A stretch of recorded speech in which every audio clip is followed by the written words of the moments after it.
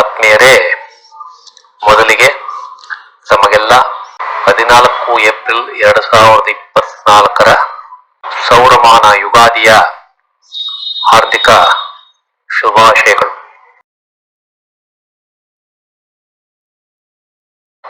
ಆತ್ಮೀಯರೇ, ತಮಗೆಲ್ಲ astro secret by Shiva ಚಾನಲ್ಗೆ ಆತ್ಮೀಯ ಸ್ವಾಗತ.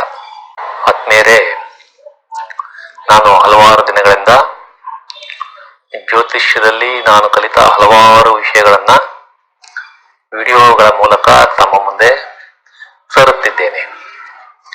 ಅವುಗಳನ್ನೆಲ್ಲ ತಾವು ವೀಕ್ಷಣೆ ಮಾಡಿ ಅದರಿಂದ ಉಪಯೋಗ ಪಡೆಯುತ್ತಿದ್ದೀರಿ ಎಂದು ನಂಬಿದ್ದೇನೆ.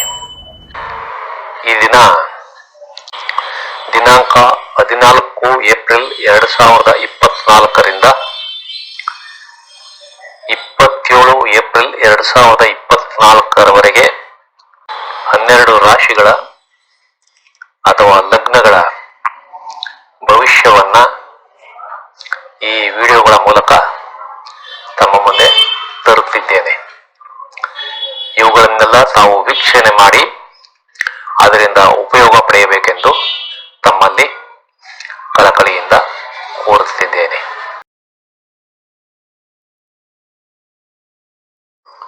ಈ ಭವಿಷ್ಯವನ್ನ ತಿಳಿದುಕೊಳ್ಳುವ ಮುಂಚೆ ಈ ವಿಶೇಷ ಸೂಚನೆಗಳನ್ನು ತಾವು ತಿಳಿದುಕೊಳ್ಳಬೇಕು.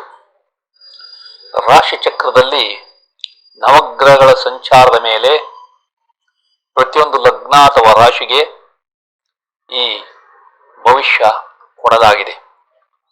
ಒಂದು ಗ್ರಹದಿಂದ, ಉದಾಹರಣೆಗೆ ಗುರು ಅಥವಾ ಶನಿಯ ಸಂಚಾರದ ಮೇಲೆ ಭವಿಷ್ಯ ಹೇಳಲಾಗುವುದಿಲ್ಲ.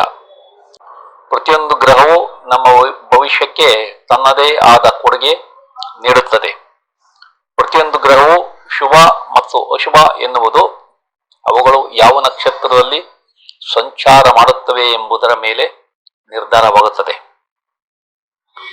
ಚಂದ್ರನ ಸಂಚಾರ ಒಂದು ಭಾವದಿಂದ ಇನ್ನೊಂದು ಭಾವಕ್ಕೆ 2 ಕಾಲರಿಂದ 2.5 ದಿನದಲ್ಲಿಯೇ ಆಗುವುದರಿಂದ ಆ ಗ್ರಹವನ್ನು ಈ ಭವಿಷ್ಯದಲ್ಲಿ ಉಪಯೋಗ ಮಾಡಿಲ್ಲ. ನಿಮ್ಮ ಜನ್ಮ ಜಾತಕ ಮತ್ತು ದಶಾಭುಕ್ತಿ ಅಂತರ್ಭುಕ್ತಿಗಳು ಸಹ ಭವಿಷ್ಯ ನೋಡಲು ಬೇಕಾಗುತ್ತದೆ. ಇನ್ನೊಂದು ಮುಖ್ಯವಾದ ವಿಷಯ, 2 ಏಪ್ರಿಲ್ 2024 26 ಏಪ್ರಿಲ್ 2024 ಬುಧ ವಕ್ರಿಯಾಗಿರುತ್ತದೆ. ಈ ದಿನಗಳಲ್ಲಿ ತಮ್ಮ ಜನ್ಮ ಜಾತಕದಲ್ಲಿ ಬುಧ ವಕ್ರಿಯಾಗಿದ್ದಾರೆ. ಅದು ಈ ಅವಧಿಯಲ್ಲಿ ತಮಗೆ ಅದ್ಭುತ ಯಶಸ್ಸನ್ನ ಕೊಡುತ್ತದೆ ಎಂಬುದು ನಾವು ಅರ್ಥ ಮಾಡಿಕೊಳ್ಳಬೇಕು. ಆತ್ಮೀಯರೇ, ಈಗ ಸಿಂಹ ರಾಶಿ ಅಥವಾ ಲಗ್ನದ ಭವಿಷ್ಯವನ್ನ ತಿಳಿದುಕೊಳ್ಳೋಣ. ದಿನಾಂಕ 14/4/2024 27/4/2024 ನಿಮಗೆ ಹೂಡಿಕೆಗಳಲ್ಲಿ ಯಶಸ್ಸು ಕಂಡುಬರಲಿದೆ. ನೀವು ಪಡೆದ ಸಾಲವನ್ನ ಮರುಪಾವತಿ ಸಹ ಮಾಡಬಹುದು. ನಿಮ್ಮ PhD ಪದವಿ ಯಶಸ್ಸು ಕಾಣಲಿದೆ. ನಿಮ್ಮ ಕುಟುಂಬದಿಂದ ದೂರ, ಅಂದರೆ ಸ್ಥಳ ಬದಲಾವಣೆ ಸಾಧ್ಯತೆ ಇದೆ. ನೀವು ವಿದೇಶವಾಸಕ್ಕೆ ಯತ್ನಿಸುತ್ತಿದ್ದರೆ ಅದರಲ್ಲಿ ಯಶಸ್ಸನ್ನ ಕಾಣುತ್ತೀರಿ. ನಿಮಗೆ ದತ್ತಿ ಸಂಸ್ಥೆಗಳ ಸಹಾಯ ಕೂಡ ಈ ಅವಧಿಯಲ್ಲಿ ಸಿಗಲಿದೆ. ನೀವು ಕೆಲಸದಿಂದ ವಜಾ ಆಗಿದ್ದರೆ ಮರು ನೇಮಕ ಆಗುವ ಸಂಭವ ಇದೆ. ನಿಮ್ಮ ಸ್ನೇಹಿತರು, ಹಿಂಬಾಲಕರು ಮತ್ತು ಸಹೋದ್ಯೋಗಿಗಳ ಕಿರಿಕಿರಿ ಕೂಡ ಇರುತ್ತದೆ. ನಿಮಗೆ ಆಕಾಂಕ್ಷೆಗಳು ಮತ್ತು ಬಯಕೆಗಳು ಈಡೇರಿಕೆ ಕಷ್ಟವಾಗಲಿದೆ. ನಿಮ್ಮ ವಿದೇಶಿ ಸಹಭಾಗಿತ್ವ ಕಷ್ಟವಾಗಲಿದೆ. ನಿಮಗೆ ಲಾಭಕ್ಕಿಂತ ನಷ್ಟ ಜಾಸ್ತಿಯಾಗುವ ಸಂಭವ ಇದೆ. ನಿಮ್ಮ ಪಾಲುದಾರರಲ್ಲಿ ಈ ಅವಧಿಯಲ್ಲಿ ಸಾಮರ್ಥ್ಯದ ಕೊರತೆ ಕಂಡುಬರಲಿದೆ. ನೀವು ಆಸ್ಪತ್ರೆ ಸೇರಿದ್ದರೆ ಅದರಿಂದ ಬಿಡುಗಡೆ ಹೊಂದುವುದು ನಿಧಾನವಾಗಲಿದೆ. ನಿಮ್ಮ ಹರಿತವಾದ ಮಾತಿನಿಂದ ತೊಂದರೆಯನ್ನ ಅನುಭವಿಸುತ್ತೀರಿ. ಆದ್ದರಿಂದ ಮಾತಿನಲ್ಲಿ ಹುಷಾರಾಗಿರಿ.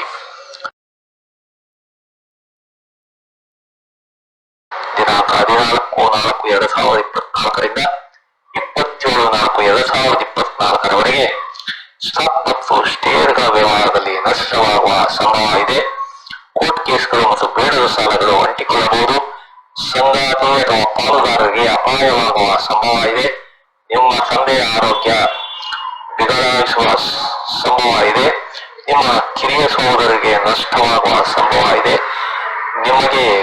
ನೀವು ಸಂತಾನಕ್ಕಾಗಿ ಯತ್ನಿಸುತ್ತಿದ್ದರೆ ಅದು ನಿಧಾನವಾಗಬಹುದು. ನೀವು ಪ್ರೀತಿಸಿ ಮದುವೆಯಾಗಬೇಕೆಂದರೆ ಅದು ಸಹ ನಿಧಾನವಾಗುವ ಸಂಭವ ಇದೆ. ನೀವು ಮೊದಲ ಮಗುವಿನ ಗರ್ಭಧಾರಣೆಗಾಗಿ ಯತ್ನಿಸುತ್ತಿದ್ದರೆ ಅದು ಸಹ ನಿಧಾನವಾಗುತ್ತದೆ. ನಿಮ್ಮ ಲಲಿತ ಕಲಿಕೆ ಮತ್ತು ಅದರಲ್ಲಿ ಯಶಸ್ಸು ನಿಧಾನವಾಗಿ ಕಾಣುತ್ತೀರಿ.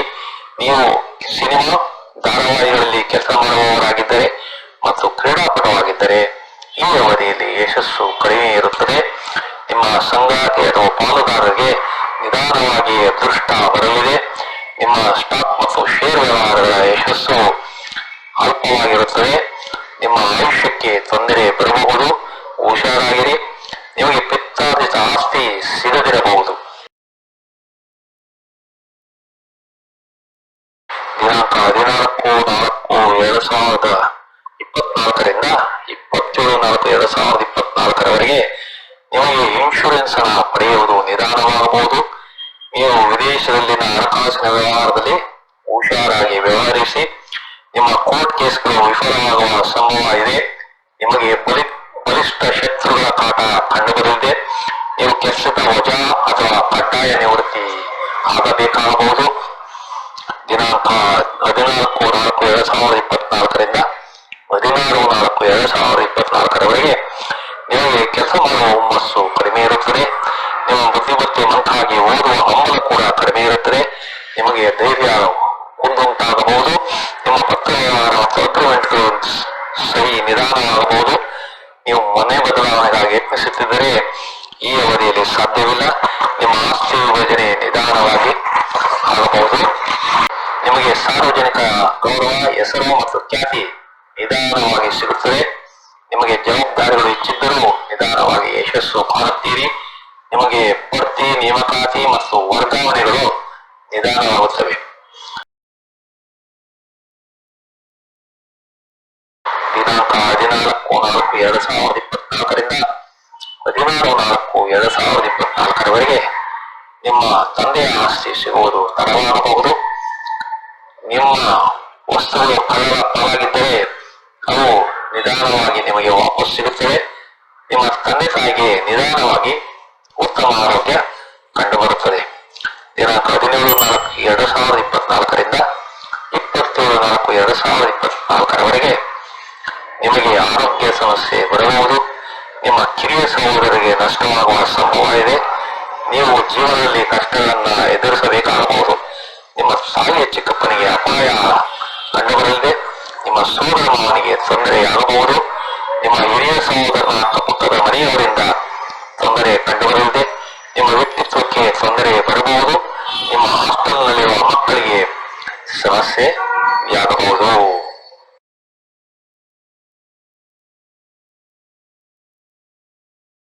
ಆತ್ಮೀಯರೇ, ಈ ಎಲ್ಲಾ ವಿವರಗಳು ನಮಗೆ ಇಷ್ಟವಾದರೆ ಈ ಚಾನಲ್ ಅನ್ನ ನಮ್ಮ ಬಂಧು ಮಿತ್ರರಿಗೆಲ್ಲ ಶೇರ್ ಮಾಡಿ, ಅವರು ಸಹ ಈ ಚಾನಲ್ಗೆ ಸಬ್ಸ್ಕ್ರೈಬ್ ಆಗುವಂತೆ ಮಾಡಿ ಪ್ರೋತ್ಸಾಹ ನೀಡಬೇಕೆಂದು ತಮ್ಮಲ್ಲಿ ಕಳಕಳಿಯಿಂದ ಕೋರುತ್ತಿದ್ದೇನೆ.